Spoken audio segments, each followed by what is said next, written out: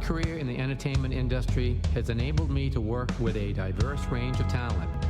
Through my years of experience, I've recognized two essential aspects.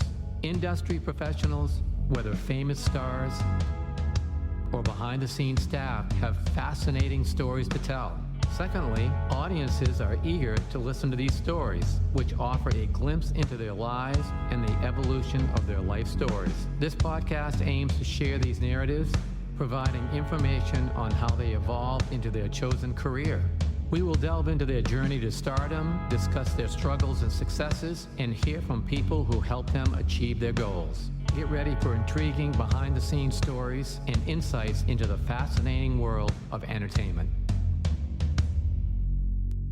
Hi, I'm Tony Mantor. Welcome to Almost Live Nashville. Joining us today is Taylor Blackwell.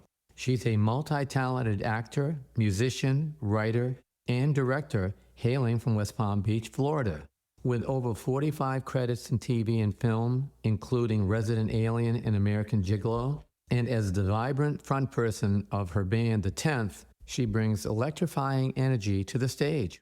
Fresh off writing, directing, and starring in It Happened, the Judy Tenuta Story, a biopic honoring the legendary 80s comedian Judy Tenuta, Taylor joins us to share her creative journey and love for storytelling. Now she's here to tell us her story. So before we dive into our episode, we'll be back with an uninterrupted show right after a word from our sponsors. Thanks for coming on. Yeah, thanks for having me. Absolutely. It's my pleasure.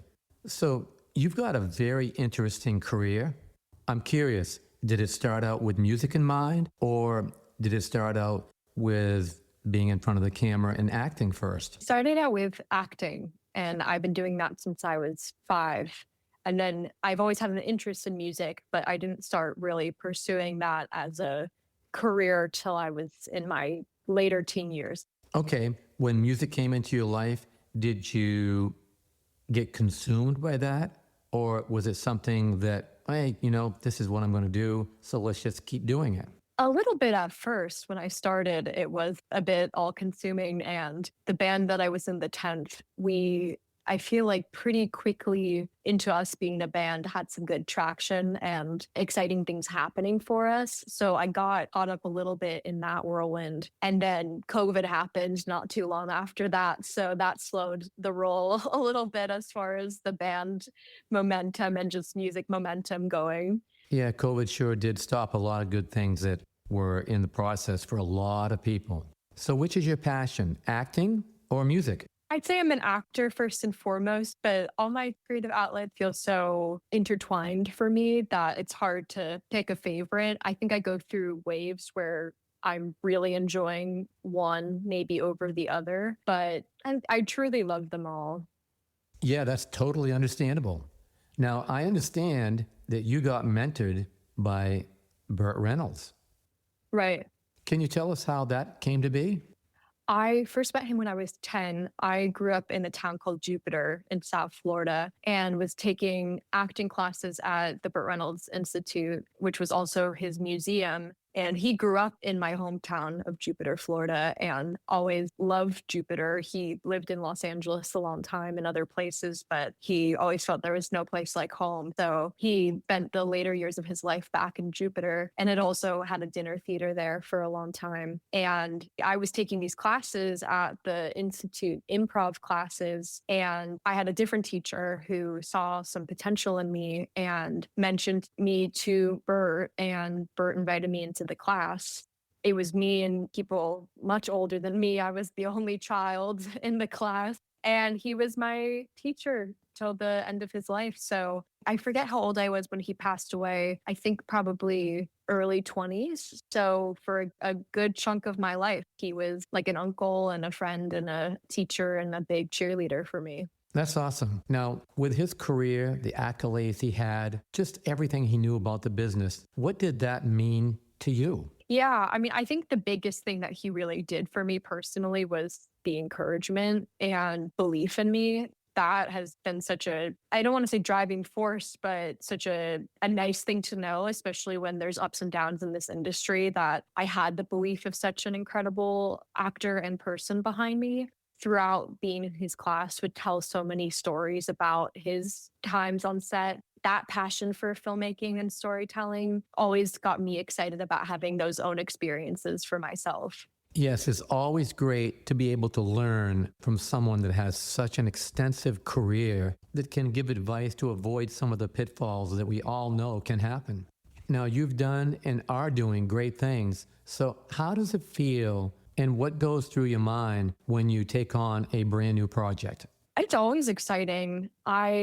I think it's especially exciting now that I'm entering this chapter where I'm getting to work on more of my own creative projects. I really enjoy that level of creative control. I sometimes crave it in situations where it will never be granted to me, where I'm the actor on someone else's set. So for me now, getting to have these experiences where I'm calling the shots has been really cool for me. Yeah, that's really, really good. So, how long did it take you to get the knowledge and, of course, the confidence to make that transition from just being an actress to being someone that has a lot more control and the direction of where it goes? Since I was a teenager, I was making films here and there on my own, little films with friends, just very small scale stuff. I made music videos for myself, things that I had really no budget for. But for a long time, I was trying to get people to take me seriously as a filmmaker. And I feel like I'm just now entering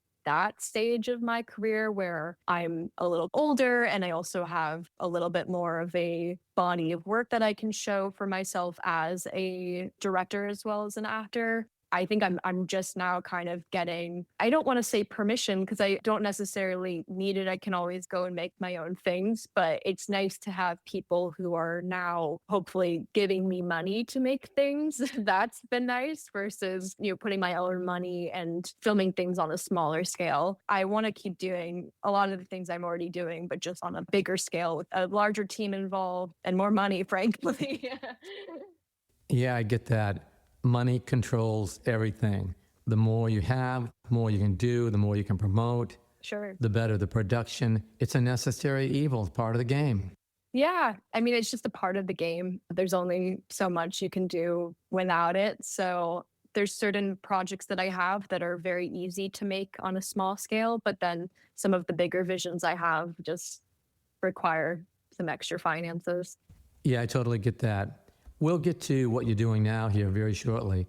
But before that, give us a few ideas of what you would like to do. What are your goals? I really love coming of age, so I hope to make some coming of age features and I want to be a showrunner someday. That's the longer term goal that I have. And I love telling the stories of artists as well. So I made this Judy Tenuta biopic, but there's other artists that I would love to get to tell their stories too. Perfect. So let's delve into what you just did. How did you happen to pick her story? What led you to that? What was the motivation behind it?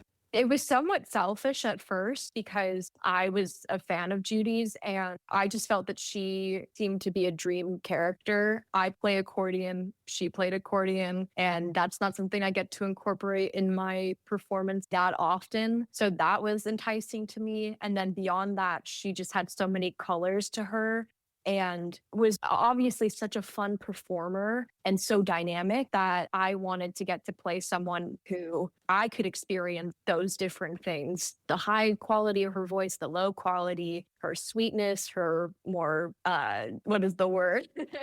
Her angstier side, I guess. That all seemed really fun to me. And then I also was very pleased by the idea of having a small role in helping to continue her story and bring more people to her, new audiences to her. Yeah, I think that's great. And not only that, I think you got the backing of the family as well, correct? Yeah, they were very supportive of the project and like the film. So that feels really good. That always helps when they like it. So, what was it like becoming her? She was larger than life. She traveled with George Carlin and a host of other big names. She was just a very dynamic person. So, how did it feel to become her? It was as fun as I imagined it to be. Those reasons that I had come into this project hoping that I would get to play someone who had all these colors to her. That's very much what it was for me. we in the film start with her as a young girl and then go into her teen years and then up to the earlier parts of her career, going through those different sections where she's gaining confidence as both a person and a performer was a lot of fun. So you just brought up something that I think is very important we touch upon. You say she was gaining confidence as a performer.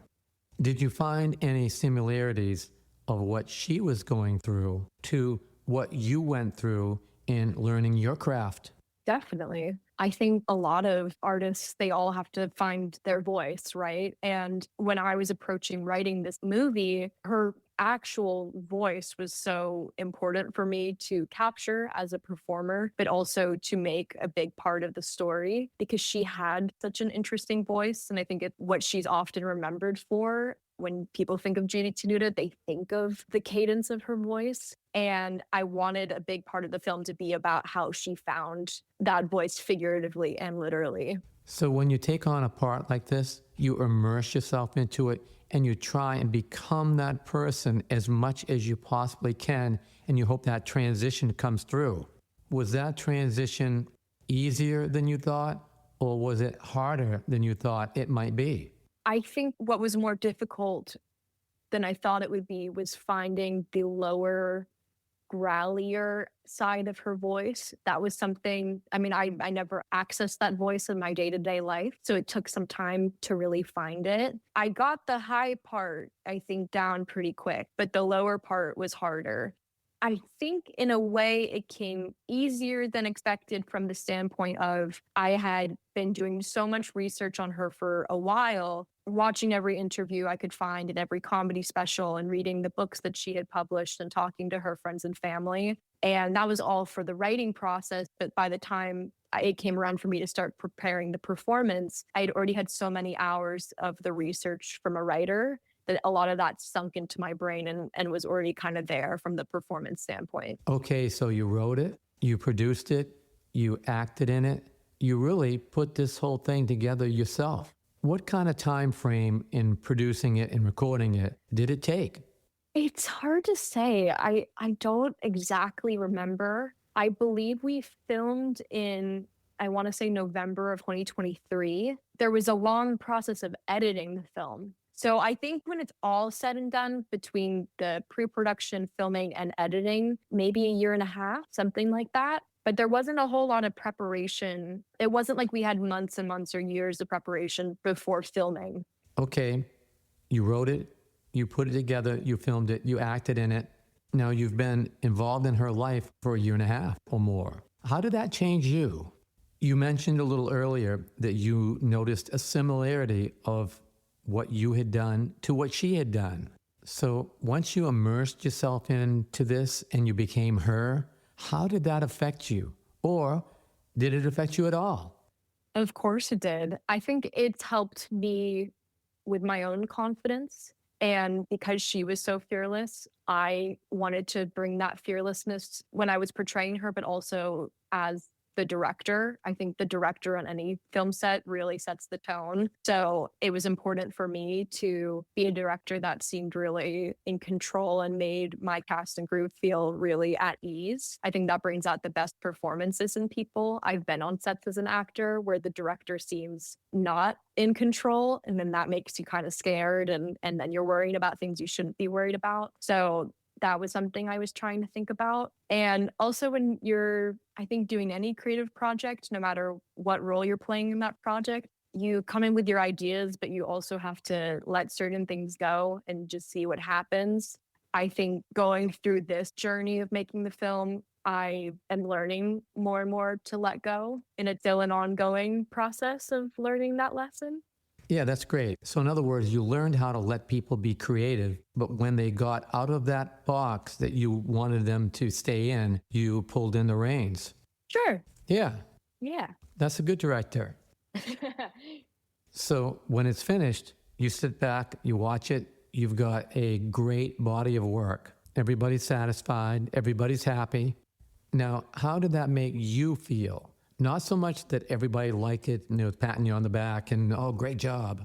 How did that make you feel sitting back knowing that you'd put this all together and now It's out there for people to either like it or not like it as an audience. I felt really proud of it for a while, but recently I got to see it on a big screen for the first time, and that was a very validating experience. And I was watching it thinking, "Oh, this is pretty good." I had a healthy ego watching it, where I was proud of the work that I had done and also the team had done, and I felt it was the best thing that I could have created at that time. So it's nice to look back at something without regret. Yeah, nothing wrong with that at all. I mean, you have to have a certain amount of ego just to get into this business. Yeah. Yeah, that's just the way it is. I tell all the artists I work with, you have to have an ego to get up there on stage and do what you do. The main thing is keep that ego under control. Mhm. When you can control your ego, you can sit back and look or listen to the product that you did and then say objectively, I'm really happy with what I did. What that does is create a body of work that you can take pride in, that you can show other people and say, hey, this is what I do. Now, with that said, now that people are seeing what you are doing, has that opened doors for you? They've seen what you can do with a bigger budget, and now they're saying, hey, let's see if we can collaborate on something. We're so at the very beginning of it that it's hard to quite say yet, because we just had that first film screening at the LA Film Festival maybe a month ago. So I am hopeful that it will open some of those doors, but a lot of people still haven't seen the film. So as we continue to take the film, hopefully to lots of other film festivals around the country and meet more people and connect with more people, like I said, I feel confident in the work. So I feel that hopefully it will connect us with more aligned creatives and bring about some more collaborations. Absolutely. That's the way this business works. So what's next? What do you have your sights set on now? So many things. I'm been working on a second album as a musician. I am also hoping to film another short film maybe this summer. So I'm working on that right now. I've got a few things tricks up my sleeve that I can't quite mention yet, Oh, I totally get that. but stay tuned for that stuff. And I just want to, like I said earlier, continue to be creating things and doing them on a bigger and bigger level. Yeah, absolutely. That makes total sense. So you say you're working on an album now. What style and what kind of music are you doing on this? It's kind of in that indie folk rock type of range. Some of the songs are more punky, some of them feel a little musical theater at times. The second album that I wrote, it is kind of like a musical. That's what I've been calling it to people. And it tells a story. So it's not traditional musical in the sense of something that you would see on Broadway, but I guess it's more of like an indie rock type of musical. Nice. So did you write all the songs on it? Yes. Yeah, that's great. Now, as a singer-songwriter, you've written the songs, you've demoed them. Now you're in the studio, you're recording them. As it happens, every musician has their own little take, their own little feel on it. Sometimes they work on it. And then when it's all said and done, well, working in the studio, nothing's ever said and done. But it doesn't come out exactly the way you planned, but it comes out in a great way that's really delightful and just embodies what the whole spirit of the song is. Has that happened to you much in working with other people like that? Yeah, all the time. I think that's the joy of collaboration. When it's good, it can be really, really good. And that's also been the beauty of playing with bands and different people bringing their own unique styles that hopefully blend together in a cool way. So I've experienced that before, and it's always delicious when it happens. Absolutely. So are the musicians on your album studio or are they your band? My band. Yeah, that's awesome. Yeah. That gives you and them a certain sense of comfort that they can go in there and try some different things and see what happens. And that can help create a great project. Right. Yes. So do you have a projected date when you're going to finish this album? It's hard to say. It's been a little bit of a slow burn, that particular project. But I'm hoping at some point what I really want to do is actually kind of stage it as a musical sometime in the next few months and do like a live cast recording type of thing where each member of my band is going to be stepping out and giving a little tiny acting performance as well. That's the idea. So I'm still working this and it's at kind of the early stages, but it's something that I'm excited for. That's really interesting. I like that. It's almost like a little biopic behind the scenes. I don't know if biopic would be the right word, but I guess a lot of the music, all the music I write is pretty much autobiographical and almost like diary entries in a way. So I guess biopic in the sense of it's somewhat of my story coming to life. But this is a little bit of like, it's my story, but it's an exaggerated version of the truth. Absolutely. That makes total sense. So you've got your movies, you've got your music, you've got everything going. What's next? What's in that bucket list? I want to be a showrunner. I'd love to tour at some point as a musician, at least once in my life, and to make more things that I'm excited about.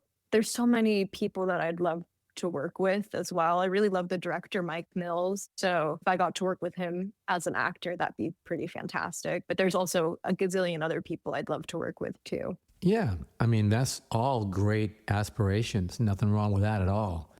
What other passions do you have? Some that may or may not be creative, some things that's just something to do that you like to do and you enjoy it. Most of my passions are creative because I like to draw too. That's another big one. I enjoy reading. I still think that's somewhat creative. Going to the movies. I mean, I'm very much interested in animal rights and human rights as well. I'm a longtime vegan now, so that's something that I'm very passionate about too. Yeah, that's so good. I tell people that I'm as close to a vegetarian as anyone can be without actually being one. What does that look like? That looks like mostly plant-based meals.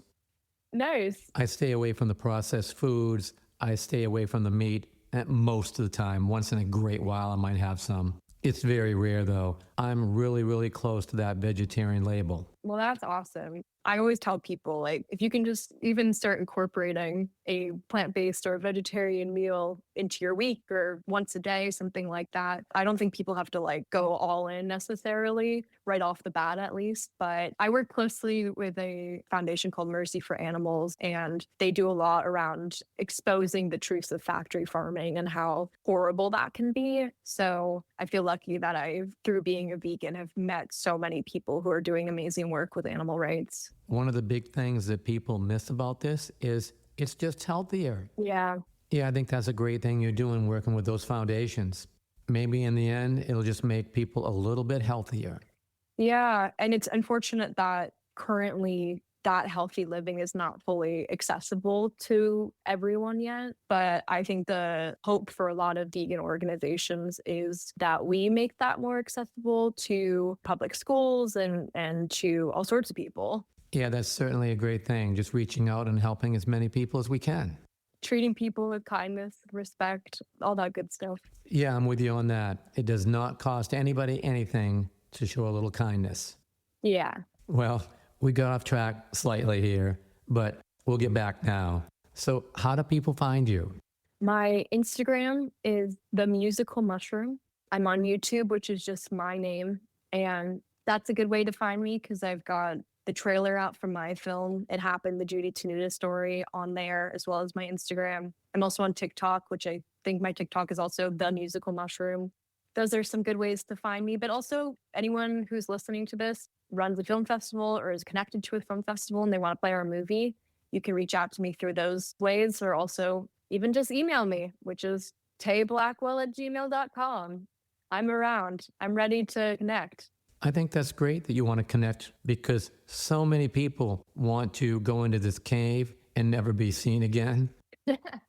It's really great to connect with the fans, connect with people that are like-minded.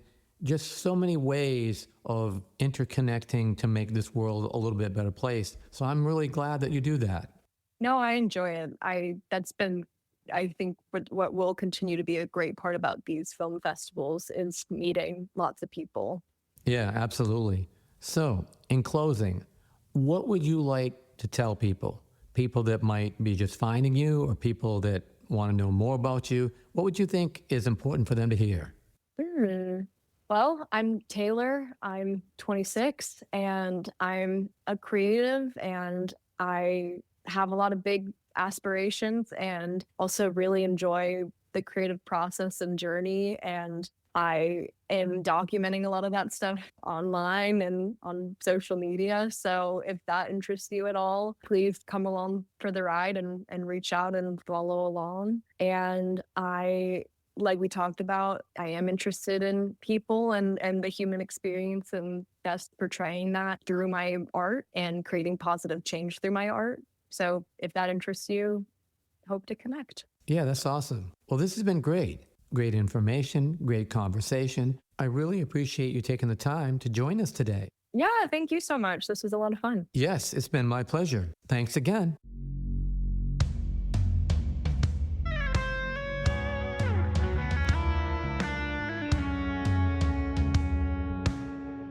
Thanks for joining us today. We hope you enjoyed the show. This has been a Tony Mantor production. For more information, contact media@plateaumusic.com.